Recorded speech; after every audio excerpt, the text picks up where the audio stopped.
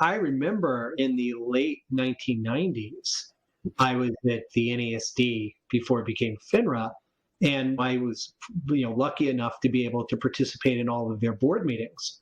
And at the beginning of every board meeting, one of the board members would essentially read a prepared statement, no matter what the issue was.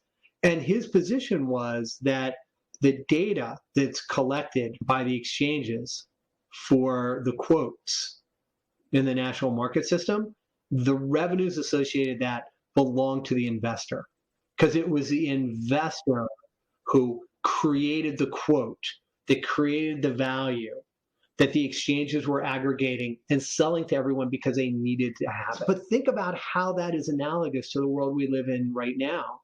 It is David, when I surf the internet or I turn on Waze, that I'm spending my time, which has value, to create value for someone else who's not sharing that value with me. It's the same thing in my mind. I'm an investor. I put an order on a market.